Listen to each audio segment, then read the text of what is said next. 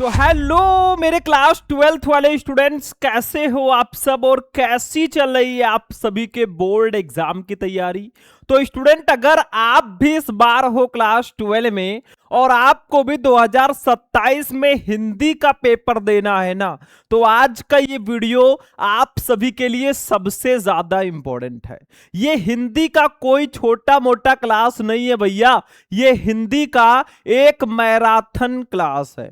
आधे घंटे से भी ज्यादा की ये क्लास होगी और इस क्लास में मैं आपका 2027 बोर्ड में हिंदी में 50 नंबर इस वीडियो में कंप्लीट करवाने वाला हूं। देखो स्टूडेंट, इससे पहले मैंने आपको क्लास 12 हिंदी का पूरा खंड का एक ही वीडियो में पढ़ाया था, जिस पे बहुत सारे बच्चों ने भैया प्यार दिया। तो आज हम क्लास 12 हिंदी का पूरा खंड खा इस वीडियो में लेकर आए हैं। मतलब पूरा खंड खा हम इस वीडियो में पढ़ेंगे और इस वीडियो को देखने के बाद समझ लो 50 मार्क्स आपका कंप्लीट है। हर साल जो आपके बोर्ड एग्जाम में पूछे जाते हैं क्वेश्चन, वही इस वीडियो में मैं आपको बताने वाला हूं भैया। तो हिंदी का पेपर देने से पहले यह वीडियो एक बार जरूर देख लेना। ये जो क्वेश्चन है 2027 में हमारा टारगेट है ना कि हम अपने स्टूडेंट को 100 में 95 प्लस इस बार दिलवाएंगे। और हम आपको ऐसे ही मैराथन क्लास देते हैं ताकि आप बहुत अच्छा परसेंटेज लेकर आए। इससे बाहर कुछ नहीं आएगा, पूरा हिंदी एक ही वीडियो में खत्म। तो चलिए स्टार्ट करते हैं। सबसे पहले ये तो जान लो भैया कि हम क्या क्या पढ़ेंगे। आज के इस वीडियो में हम टोटल 13 टॉपिक पढ़ेंगे। मतलब 13 टॉपिक, 4 नहीं, 5 नहीं, 10 नहीं, पूरे 13 टॉपिक। सबसे पहले हम संस्कृत का गद्यांश पढ़ेंगे भैया, जो कि 7 नंबर का आता है। इसको पढ़ेंगे, इसको सॉल्व करना सीखेंगे। फिर संस्कृत का पद्यांश पढ़ेंगे 7 नंबर का, मुहावरे एवं लोकोक्तियां 2 नंबर का, आपठित गद्यांश 5 नंबर का, शब्द युग्म 2 नंबर का, अनेकार्थी शब्द 2 नंबर का। ये सब हम पढ़ेंगे एक एक करके। फिर अनेक शब्दों के लिए एक शब्द 2 नंबर, वाक्य संशोधन 2 नंबर, रस छंद अलंकार भी 2-2 नंबर के आते हैं। पत्र लिखना भी सीखेंगे 6 नंबर और निबंध भी पढ़ेंगे 9 नंबर। मतलब इतने सारे टॉपिक इस वीडियो में हम पढ़ेंगे। तो भाई इसको ऐरा गैरा वीडियो समझ के मिस मत कर देना। तो चलिए स्टार्ट करते हैं, एक एक टॉपिक को हम पढ़ते हैं। सबसे पहले हम संस्कृत के गद्यांश को सॉल्व करना सीखेंगे। आपसे एक ही रिक्वेस्ट है भैया कि इस वीडियो को ज्यादा से ज्यादा लाइक करना, चैनल को सब्सक्राइब करके आप भी हमारी फैमिली में ऐड हो जाना। और अगर आपको सारे सब्जेक्ट का नोट्स चाहिए तो आप हमसे कांटेक्ट कर लेना भैया 9918332305 पर। फटाफट मेरा नंबर नोट कर लो भाई, ठीक है, इरेज करने से पहले। तो चलिए स्टार्ट करते हैं। सबसे पहले बच्चों हम संस्कृत गद्यांश को पढ़ते हैं। ध्यान से समझना, संस्कृत गद्यांश में क्या होता है। जब आप खंड खा देखोगे ना, सबसे पहले संस्कृत गद्यांश रहेगा। आपको ऐसे ही एक गद्यांश दे दिया जाएगा यहां से लेकर यहां तक। जो गद्यांश मैंने लिया है भैया ना, 13, 15, 17, 19, 21, 22, 23 सब में आ चुका है। 27 में भी पूरे के पूरे चांसेस हैं। फिर इसके बाद में इसी गद्यांश का आपको पहले संदर्भ लिखना होगा, फिर इसका हिंदी में अनुवाद करना होगा। ठीक है, इसको करने से पहले सबसे पहले हम इस गद्यांश को ध्यान से पढ़ लेते हैं और आपको समझा देते हैं हिंदी मीनिंग के साथ। ठीक है, उसके बाद लिखना कैसे वो मैं आपको बताऊंगा। समझते चलो भाई, पूरा हिंदी आज हम पढ़ेंगे, समझ लो। देखो, धन्य वयम भारत देशा हिंदी मीनिंग के साथ बताऊंगा भैया, क्योंकि 7 नंबर तभी कंप्लीट होंगे। आप 4 चैप्टर पढ़ लो अगर आपको गद्यांश के 7 नंबर कंप्लीट करने हैं, जैसे जातक कथा, महामना मालविया, पंचशील सिद्धांता और संस्कृत भाषाया महत्तम। 4 चैप्टर पढ़ लो भाई, आपका नंबर फिक्स है 7। तो चलो देखते हैं। धन्य वयम भारत देशा, धन्य है वो भारत देश, यत्र समुल्लिसित जनमानस पावनी, जहां लोगों के पवित्र मनों को प्रसन्न करने वाली, भव्य भावोद्भावनी, भव्य भावों को जन्म देने वाली, शब्द संदोह प्रसौनी, शब्द रास को जन्म देने वाली सुर भारती संस्कृत भाषा सुशोभित है। मतलब धन्य है वो भारत देश जहां लोगों के पवित्र मनों को प्रसन्न करने वाली, भव्य भावों को उत्पन्न करने वाली और शब्द रास को जन्म देने वाली संस्कृत भाषा सुशोभित है। विद्यमानेषु निखिलेष्वपि, यानी कि विद्यमान सभी वाड्मयेषु मतलब साहित्यों में अस्या वाड्मयम, इसका साहित्य सर्वश्रेष्ठम सर्वश्रेष्ठ सुसंपन्नम च वर्तते, और सुसंपन्न है। मतलब वर्तमान में विद्यमान सभी साहित्यों में इसका साहित्य सुसंपन्न और समृद्ध है, मतलब सर्वश्रेष्ठ और सुसंपन्न है। यमेव भाषा संस्कृत नाम्नापि लोके प्रथिता अस्त, और ये भाषा दुनिया में संस्कृत के नाम से प्रसिद्ध है। ठीक है, मतलब संस्कृत भाषा को माना जाता है ना, जो हमारे देवी देवता थे ये उनकी वाणी है, ऐसा कहा जाता है। अस्माकम रामायण महाभारत आदि ऐतिहासिक ग्रंथ, मतलब हमारा रामायण महाभारत आदि ऐतिहासिक ग्रंथ चत्वारो वेदा, चारों वेद, सर्वा उपनिषद, सभी उपनिषद, 8-10 पुराणान, 18 पुराण, अन्यानि च महाकाव्य नाट्यादीन, और अन्य महाकाव्य नाटक अस्यामेव भाषायाम लिखितान सन्ति, इसी भाषा में लिखे गए हैं। मतलब हमारा रामायण महाभारत आदि ऐतिहासिक ग्रंथ, चारों वेद, सभी उपनिषद, 18 पुराण, अन्य महाकाव्य नाटक सब संस्कृत भाषा में ही लिखे गए हैं। यमेव भाषा सर्वसाम आर्य भाषाणाम जननीत मन्यते भाषा तत्वविद, मतलब भाषा विज्ञानियों ने इसी भाषा को सभी आर्य भाषाओं की जननी माना है। संस्कृतस्य गौरवम बहुविध ज्ञानश्रत्वम व्यापकत्वम च न कश्याप दृष्टि विषय, यानी कि संस्कृत का गौरव, बहुविध ज्ञानाश्रत्वम इसमें बहुत सारे ज्ञान का होना, व्यापकत्वम इसकी व्यापकता, नाचा का श्याप दृष्टि विषया, वो किसी के दृष्टि से छिपी नहीं है। मतलब संस्कृत का गौरव, बहुत सारे प्रकार के ज्ञान का होना, और इसकी व्यापकता जो है ना, किसी के दृष्टि से छिपी नहीं है भाई, सबके सामने है। संस्कृतस्य गौरव में दृष्टि पथमानीय संयुक्त आचार परवड़ेन दंडिना, मतलब संस्कृत के गौरव को ध्यान में रखते हुए आचार्य दंडी जी ने ठीक ही कहा है, संस्कृतम नाम दैवी वाग्ज्ञाता महर्षि भी, मतलब संस्कृत को महर्षियों ने दिव्य वाणी यानी कि देवताओं की वाणी कहा है। ऐसा कहा जाता है हमारे जो देवी देवता है ना, वो इसी भाषा में बात करते हैं। चलो भाई, अब हम इसका क्या करेंगे, पहले संदर्भ लिखो ये किस पाठ से लिया गया है। तो आपने देखा भाई इसमें संस्कृत की बहुत ज्यादा बात की गई, तो ये संस्कृत भाषा या महत्तम पाठ का गद्यांश है। ठीक है, तो हम जब इसको सॉल्व करेंगे ऐसे पहले लिखेंगे धन्योयम डॉट डॉट डॉट डॉट करके महर्षि भी, ऐसे लिख देंगे। फिर पहले हम संदर्भ लिखेंगे ये किस पाठ से है। भाई लेखक नहीं लिखना है हमें गद्यांश में। देखो प्रस्तुत गद्यांश हमारी पाठ्य पुस्तक के संस्कृत भाग में संकलित संस्कृत भाषा या महत्तम नामक पाठ से अवतरित है। बस हो गया, आपका 2 नंबर यहां पे कंप्लीट होता है भैया, पूरे के पूरे संदर्भ का। मतलब जिसके नीचे मैंने अंडरलाइन किया है भैया वो ब्लैक से लिख देना, ध्यान से समझो। मुझे पता है कुछ बच्चे ऐसे होंगे ना जिनको लग रहा होगा सर जी क्या बोल रहे हैं, कुछ समझ में नहीं आ रहा है। भाई यही सब आपको पढ़ना है, अगर टॉपर बनना है ना भाई, कंसिस्टेंसी के साथ सारी चीजें पढ़नी होंगी, तभी आप टॉपर बन पाओगे।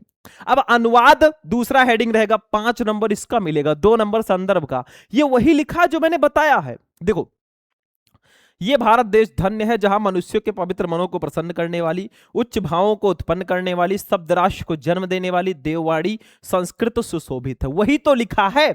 वर्तमान काल में विद्यमान समस्त साहित्यों में इसका साहित्य सर्वश्रेष्ठ एवं सुसमृद्ध है। यही भाषा संसार में संस्कृत के नाम से भी प्रसिद्ध है। हमारे रामायण महाभारत आदि ऐतिहासिक ग्रंथ, चारों वेद, सारे उपनिषद, 18 पुराण तथा अन्य महाकाव्य नाटक आदि इसी भाषा में लिखे गए हैं। भाषा विज्ञानियों ने इसी भाषा को सारी आर्य भाषाओं की जननी माना है। संस्कृत का गौरव, उसमें अनेक प्रकार की ज्ञान का होना तथा उसकी व्यापकता किसी की दृष्टि से छिपी नहीं, किसी को अज्ञात नहीं है। संस्कृत के गौरव को ध्यान में रखकर ही आचार्य श्रेष्ठ दंडी ने ठीक ही कहा है, संस्कृत को महर्षियों ने दिव्यवाणी यानी कि देवताओं की भाषा कहा है। 5 नंबर इसका भी कंप्लीट बेटा, 5 इसका 2 इसका, 7 नंबर फ्री का रखा है भाई। पहले स्क्रीनशॉट लो फिर आगे बात करते हैं। पहले आप ले लो इसका स्क्रीनशॉट जल्दी से फटाफट, फिर इसका स्क्रीनशॉट ले लो भाई, ठीक है। चलो अब देखो मैंने बता दिया कि गद्यांश जो है इसमें 3-4 चैप्टर बहुत इंपॉर्टेंट है, जैसे जातक कथा, संस्कृत भाषा या महत्तम, महामना मालविया, पंचशील सिद्धांता। ये 4 चैप्टर बिल्कुल से कंप्लीट होना चाहिए, और बाकी के जो चैप्टर हैं उसको भी पढ़िए, ऐसा नहीं उसको छोड़ दीजिए भाई, पढ़ना सबको है। If you want to be a topper you have not avoid any chapter, आपको कोई भी चैप्टर अवॉइड नहीं करना है, सारे पढ़ के एकदम घोल के पी लेंगे। संस्कृत का पद्यांश भी आता है बेटा 7 नंबर का। अब ये तो 100% फिक्स है। एक चैप्टर है आपके संस्कृत में, मैं चुपके से बता देता हूं, चैप्टर का नाम है सुभाषित रत्नानी। उस चैप्टर में पूरा का पूरा श्लोक ही है, वही चैप्टर पूरा पढ़ लो, 7 नंबर आपका फिक्स है। बाकी जो चैप्टर है किसी किसी में एक एक श्लोक है, उसको पढ़ लेना भाई, 7 नंबर 100% फिक्स हो जाएगा। तो सुभाषित रत्नानी चैप्टर पूरा घोल कर पी लेना, ये जो है उसी का दिया गया है। देखो, विद्या विवादाय धनम मदाय शक्ति परेशान पर पीड़नाय खलस्य साधु विपरीत में ज्ञानाय दानाय च रक्षणाय। ठीक है, देखो हम दूसरे टॉपिक पे अभी हैं भाई, मैंने आपको क्या बताया था, यहां देखो संस्कृत का गद्यांश हो गया, अब हम पद्यांश देख रहे हैं। ठीक है, तो देखो ध्यान से समझो इसको, मतलब संस्कृत के पद्यांश को ध्यान से समझो, यहां पे है ये देखो। ठीक है, अब इसका हिंदी मीनिंग पहले मैं बता देता हूं। देखो, विद्या विवादाय यानी कि विद्या वाद विवाद के लिए, धनम मदाय धन घमंड के लिए, शक्ति परेशान पर पीड़नाय और शक्ति दूसरों को सताने के लिए होती, किसकी, दुष्ट व्यक्तियों की। ठीक है, जबकि खलस्य साधो, जबकि जो सज्जन पुरुष होते हैं उनकी विद्या विपरीत में ज्ञानाय, मतलब उनकी जो विद्या है दानाय दान के लिए, मतलब उसकी विद्या जो है ज्ञान प्राप्ति के लिए, धन दानाय दान के लिए, और शक्ति रक्षणाएं दूसरों की रक्षा करने के लिए होती है। मतलब दुष्ट व्यक्तियों की विद्या वाद विवाद के लिए, धन घमंड के लिए और शक्ति दूसरों को सताने के लिए होती है, जबकि सज्जन पुरुष की जो विद्या है वो दान विद्या जो है ज्ञान के लिए, धन दान के लिए और शक्ति दूसरों की रक्षा के लिए होती है। बहुत प्यारी सी लाइन है। अब देखो इसको जब आंसर लिखोगे ना, विद्या विवादाय dot dot dot dot dot dot दानाय च रक्षणाय, पहले इसमें भी संदर्भ लिखना होगा भाई, ये किस पाठ का है। देखो, प्रस्तुत पद्यांश या श्लोक किसी एक को ही आप लिखना, चाहे पद्यांश लिख दो चाहे श्लोक लिख दो। हमारी पाठ्य पुस्तक के संस्कृत भाग में संकलित सुभाषित रत्नानी नामक पाठ से अवतरित है। बेटा 2 नंबर आपका कंप्लीट। हिंदी अनुवाद इसका छोटा सा होगा क्योंकि 2 ही लाइन है, तो छोटा सा। देखो, खल यानी कि दुष्ट व्यक्ति की विद्या वाद विवाद के लिए, धन घमंड के लिए और शक्ति दूसरों को सताने के लिए होती है। इसके विपरीत साधु यानी कि सज्जन की विद्या ज्ञान प्राप्ति के लिए, धन दान के लिए और शक्ति दूसरों की रक्षा के लिए होती है। 5 नंबर ये, 2 नंबर ये और 7 नंबर ये, ऐसे आपको देगा कॉपी चेक करने वाला। भाई कहां पड़े हो चक्कर में, कोई नहीं है टक्कर में। चल भाई आगे बढ़ो, अब मुहावरे हम लोकोक्तियों पे आ जाओ भैया। 2 नंबर का ये भी आता है, मैंने क्या कहा था, ऊपर देखो भाई, ये देखो मुहावरे हम लोकोक्तियां। ठीक है, ये भी आता है कितने नंबर का, 2 नंबर का। जैसे देखो, पहला है अपने पैरों पर खड़ा होना, इतना ही आपको दिया जाएगा, इसका अर्थ होगा स्वावलंबी होना। इसका वाक्य प्रयोग कर दो, मतलब इस क्वेश्चन को वाक्य में प्रयोग कर दो। देखो, विकास के माता पिता उसकी शादी करना चाहते थे, लेकिन उसने कहा कि जब तक वो अपने पैरों पर खड़ा नहीं होगा तब तक शादी नहीं करेगा। बस हो गया, 2 नंबर आपका कंप्लीट हो गया। मतलब अपने पैरों पर खड़ा होना, ये आपको दिया जाएगा। पहले अर्थ लिखो स्वावलंबी होना, फिर वाक्य प्रयोग कर दो, विकास के माता पिता उसकी शादी करना चाहते थे, लेकिन उसने कहा कि जब तक वो अपने पैरों पर खड़ा नहीं होगा तब तक वो शादी नहीं करेगा। दूसरा, आंखों का तारा होना, इसका मतलब होता है अत्यंत प्रिय होना। वाक्य प्रयोग कर दो, राम कौशल्या की आंखों के तारे थे। बस हो गया, 2 नंबर बेटा यहां पर भी आपका कंप्लीट हुआ, फाइनल हो गया। चलो भैया अगला टॉपिक अब हम देखते हैं, जो कि है आपठित गद्यांश। चलिए देखते हैं। तो देखिए स्टूडेंट, आपठित गद्यांश क्या होता है भाई, ये भी समझ लो। आपठित का मतलब जो आपने ना पढ़ा हो, जो आपके चैप्टर में ना हो, मतलब ये आपके चैप्टर में नहीं होगा भाई, कहीं बाहर से आपको दिया जाएगा। देखो ध्यान से, आपठित गद्यांश 5 नंबर का आएगा, मतलब एक आपको गद्यांश दे दिया गया यहां से लेकर यहां तक। इसके नीचे बेटा 3 क्वेश्चन दे दिए गए, जैसे ये 1 नंबर, ये 2 नंबर, ये 2 नंबर। 3 क्वेश्चन का आंसर कहां मिलेगा, इसी में दिमाग लगाकर ढूंढो, आंसर रखा है, एकदम लिखा है भाई, फिर आपको ऐसे आंसर लिख देना है। चलो भाई इसको पहले पढ़ते हैं।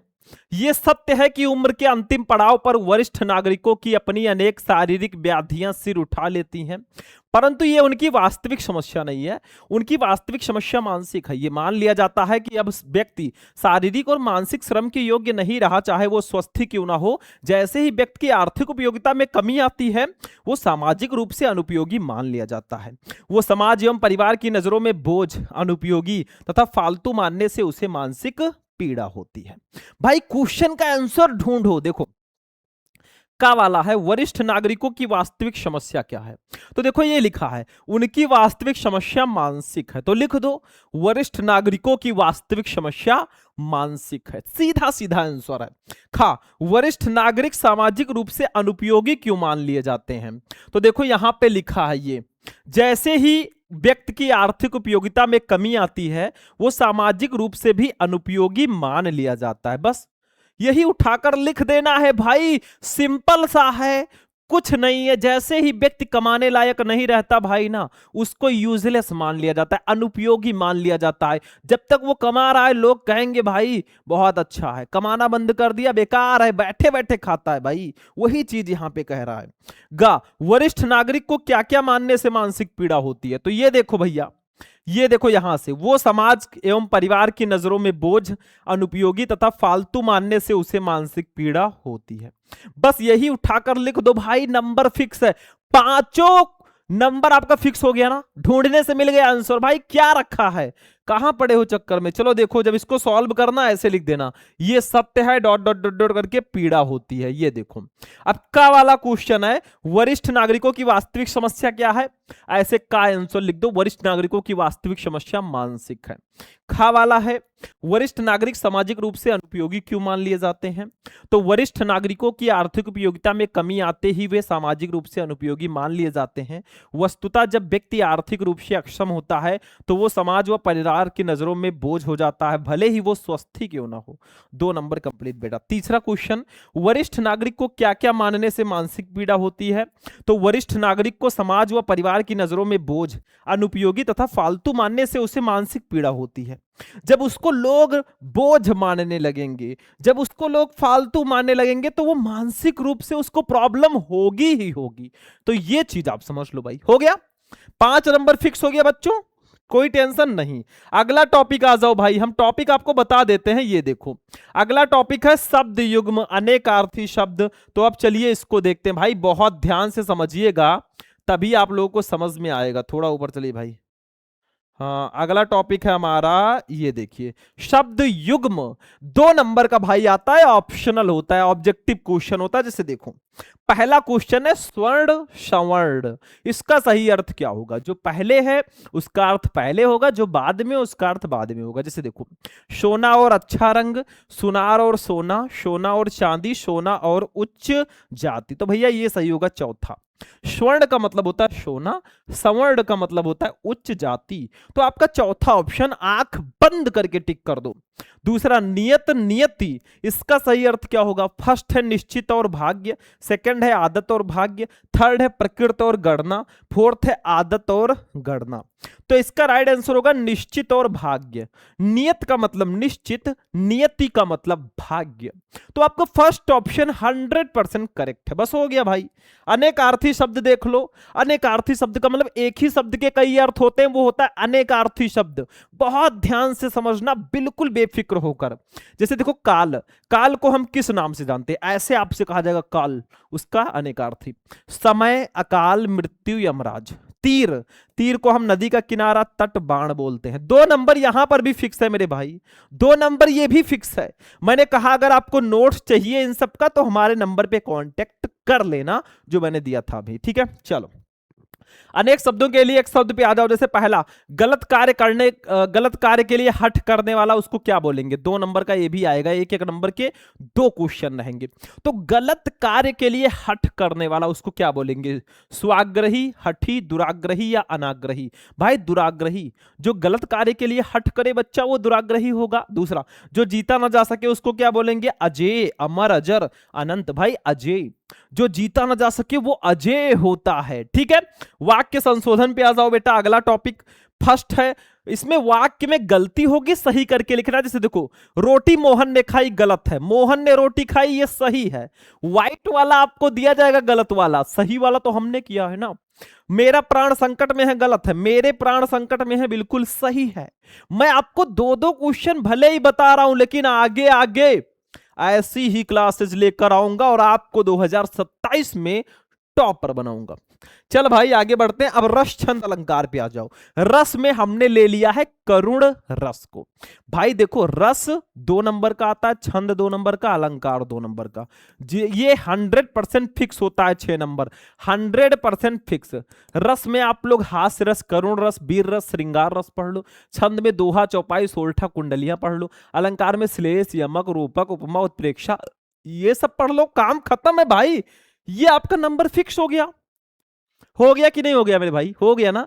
तो अगर आपको सारे पढ़ने हैं तो आप लोग YouTube पे सर्च कर लेना रस छंद अलंकार शुभम लेक्चरर, आपको हमारा वीडियो मिल जाएगा। 10 से 15 मिनट के वीडियो में 6 नंबर कंप्लीट है। यहां पे मैं एक एक बताऊंगा। जैसे रस में हमने ले लिया है भैया करुण रस को। देखो करुण रस क्या होता है, देखो करुण रस का स्थायी भाव शोक है। जब शोक नामक स्थायी भाव विभाव, अनुभाव और संचारी भाव से संयोग करता है तब करुण रस की उत्पत्ति होती है। यह परिभाषा है। ऐसे आपको हास्य रस का निकालना, ये ट्रिक है मेरे भाई। हास्य रस का स्थायी भाव हास है। जब हास्य नामक स्थायी भाव विभाव, अनुभाव और संचारी भाव से संयोग करता है तो हास्य रस कहलाता है। वीर रस का स्थायी भाव उत्साह है। जब उत्साह नामक स्थायी भाव विभाव, अनुभव और संचारी भाव से संयोग करता है तो वो भाई वीर रस कहलाता है। सिंपल सा उदाहरण देखो, क्यों छलक रहा दुख मेरा उषा की मृदु पलकों में, हाँ उलझ रहा सुख मेरा संध्या की घन अलकों में। बस 2 नंबर आपका कंप्लीट हो गया। 1 नंबर परिभाषा का, एक उदाहरण का। 2 कंप्लीट हो गया कि नहीं हो गया? देखो उदाहरण और भी हैं, जो आपको याद हो पाए उसको याद करो भाई। बहुत सारे उदाहरण हैं, जरूरी नहीं है यही, लेकिन अगर यही याद कर लोगे तो भी अच्छी बात है। चलो स्क्रीनशॉट लो। चौपाई पे आ जाओ भाई। छंद में आज हम चौपाई पढ़ेंगे। देखो सारे रस, सारे छंद, सारे अलंकार पढ़ने हैं तो YouTube पे सर्च करो रस छंद अलंकार शुभम लेक्चरर, वीडियो हाजिर है। तो चौपाई क्या है? देखो नाम भी स्पष्ट है, चौपाई 4 पैरों वाला। तो चौपाई सममात्रिक छंद है। सममात्रिक का मतलब इसमें चारों चरण में मात्राएं समान होंगी। इसमें 4 चरण होते हैं और प्रत्येक चरण में 16 मात्राएं होती हैं। तो चौपाई का नाम सुनते ही समझ जाना इसके 4 पैर हैं। तो चौपाई में 4 चरण होते हैं। चौपाई मतलब सभी मात्राएं इसमें समान होंगी, 16 मात्राएं। जैसे देखो उदाहरण, बंदो गुर पद पदुम परागा, सुरुच सुवास सरस अनुरागा, अमीय मूरिमय चूरन चारु, शमन सकल भव रुज परिवारु। ठीक है, अब इसमें मात्राएं गिनना भी सीखना है मेरे भाई। कैसे करोगे? 1 मात्रा होगी तो ऐसे लिखना, 2 मात्रा होगी तो ऐसे कर देना। ठीक है, मतलब ऐसे गिना जाता है। जैसे बा के ऊपर बिंदी है तो यहां पे 2 मात्रा, दा है 1, यहां पे छोटा ऊ रहेगा, फिर छोटा ऊ है तो 1। ठीक है, फिर गा पर छोटा ऊ मात्रा 1, फिर छोटा ऊ मात्रा है रा पर तो 1, फिर 1, फिर 1, फिर 1, 1, 1, 1, जो सिंगल है वो 1, 1, रा पर बड़ा का मात्रा है 2, गा पर बड़ा का मात्रा है 2। तो देखो 2, 1, 3, 1, 4, 1, 5, 1, 6, 1, 7, 1, 8, 1, 9, 10, 11, 12, 2, 14, 2, 16। इसमें देखो 1, 2, 3, 4, 2, 6, 1, 7, 1, 8, 1, 9, 1, 10, 1, 11, 1, 12, 2, 14, 2, 16। इसमें भी हो गया। इसमें 1, 2, 3, 2, 5, 1, 6, 1, 7, 1, 8, 2, 10, 1, 11, 1, 12, 2, 14, 2, 16। चारू है, रा पर बड़ाऊ का मात्रा, तब मैंने 2 लगाया। देखो यहाँ पे 1, 2, 3, 4, 5, 6, 7, 8, 9, 10, 11, 12, 2, 14, 2, 16। बस हो गया। देखो 4 चरण है इसमें, ये पहला चरण, दूसरा, तीसरा, चौथा। चारों चरण में 16 मात्राएं हैं। ये होगा बेटा चौपाई। ठीक है, समझ रहे हो ना? चलो अब देखो ये हो गया आपका, परिभाषा हो गया, उदाहरण हो गया, मात्राएं गिनना भी मैंने सिखा दिया। चलो अब चलते हैं अलंकार पे मेरे भाई। अलंकार में आज हम पढ़ेंगे बच्चों, वो है यमक अलंकार। यमक को पढ़ लेते हैं, बाकी सबको पढ़ना है तो मैंने तरीका आपको बता दिया। देखो यमक का अर्थ है युग्म अर्थात जोड़ा। वो अलंकार जिसमें कोई शब्द एक से अधिक बार आए परंतु उसके अर्थ भिन्न भिन्न हो, यमक अलंकार कहलाता है। मतलब ऐसा अलंकार जिसमें एक शब्द कई बार आए और उसके अर्थ भी भिन्न भिन्न हो बेटा, वो यमक अलंकार कहलाता है। जैसे उदाहरण, काली घटा का घमंड घटा, नभ मंडल टारक वृंद खिले। यहां पे घटा शब्द 2 बार आया है और दोनों स्थानों पे अर्थ अलग अलग है सेम ही लेकिन अर्थ अलग अलग है, तो यहां पे यमक होगा। जैसे उदाहरण देखो, स्पष्टीकरण, इस उदाहरण में घटा शब्द 2 बार आया है और दोनों स्थानों पर इसका अर्थ भिन्न भिन्न है। इस घटा का मतलब है बादल, इस घटा का मतलब है घट गया या कम हो गया। तो काली घटा का घमंड घटा, नभमंडल तारक वृंद खिले, तो यहां पे 2 बार घटा आया है। पहले का मतलब बादल, दूसरे का मतलब घट गया या कम हो गया। हो गया, चलो चलते हैं भाई अगले पे। अब पत्र लेखन पे आ जाते हैं भाई, और आज हम पत्र लिखेंगे किस पे? पेयजल अधिकारी को पत्र लिखिए जिसमें अनिवार्य रूप से जल प्राप्त होने की शिकायत की गई हो। ये पत्र मैं आपको लिखकर पूरा बताऊंगा। देखो भैया, यहां पे 2 पेज में मैंने लिखा है, आपकी कॉपी बड़ी होगी, अगला वाला पेज इसके नीचे से कंटिन्यू कर देना, ठीक है। ये देखो दोनों पेज में। तो हम आज लिखेंगे पेयजल अधिकारी को एक पत्र लिखेंगे जिसमें अनिवार्य रूप से जल प्राप्त होने की शिकायत की गई हो। तो देखो, पत्र लिखोगे तो पहले सेवा में लिख देना। किसको पत्र लिख रहे हो? श्रीमान निदेशक। किसके निदेशक हैं? गोंडा जल बोर्ड गोंडा। मेरठ से हो तो मेरठ जल बोर्ड मेरठ, उससे कोई दिक्कत नहीं है, तरीका अच्छा होना चाहिए। विषय क्या है? किस विषय पर पत्र लिख रहे हो आप? पेयजल अधिकारी को जल आपूर्ति हेतु प्रार्थना पत्र, मतलब पेयजल अधिकारी को जल आपूर्ति के लिए हम प्रार्थना पत्र लिख रहे हैं। फिर महोदय लिखकर अपनी पूरी प्रॉब्लम बता दो। पहले सेवा में, फिर जिसको पत्र लिख रहे हैं वो, फिर विषय लिखो, फिर महोदय लिखकर अपनी प्रॉब्लम बताओ। देखो, मैं आपका ध्यान बालेश्वरगंज गोंडा में पेयजल की अनियमित जलापूर्ति की ओर आकर्षित कराना चाहता हूं। इस क्षेत्र में प्रातः केवल 35 मिनट ही नलों में पानी आता है। पानी का दबाव बहुत कम होता है। मोटर का प्रयोग करने पर भी ऊपर की मंजिलों में पानी चढ़ नहीं पाता। सायंकाल भी पेयजल की आपूर्ति अनियमित है। मतलब अपनी प्रॉब्लम्स लिखो महोदय लिखकर, भाई ये पत्र की बॉडी होती है, ठीक है। आगे देखो, कई बार शाम को 2-2 दिन पानी की आपूर्ति नहीं होती। पानी की इस अनियमित आपूर्ति से क्षेत्र में नागरिकों में रोष है। इससे पूर्व भी मैं अनेक बार स्थानीय अधिकारियों को इस समस्या से अवगत करा चुका हूं, परंतु स्थिति में कोई सुधार नहीं हुआ। अतः अब थोड़ा सा निवेदन कर लो उनसे। अतः आपसे प्रार्थना है कि इस क्षेत्र में पेयजल की समुचित व्यवस्था कराने हेतु उचित कदम उठाने की कृपा करें। मैं और मेरा पूरा क्षेत्र सदैव आपके आभारी रहेंगे। धन्यवाद बोल दो, दिनांक नहीं डालना, ऐसे लिख दो, ठीक है। फिर भौदिये का खागा, अपना नाम मत लिखना, बालेश्वरगंज गोंडा। हो गया, इसका स्क्रीनशॉट लो फटाफट, इसका ले लो, फिर इसका ले लो भैया। अब हम चलेंगे अपने इंपॉर्टेंट निबंध पे, जो कि लास्ट टॉपिक होगा हमारे पूरे हिंदी के पेपर का। चलिए भाई, निबंध देखते हैं।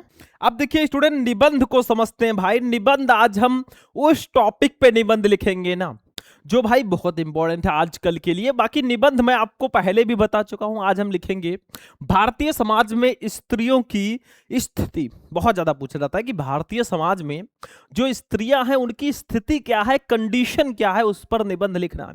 कोई भी निबंध लिखो बच्चा पार्टी, तो हेडिंग बहुत अच्छे से डालना।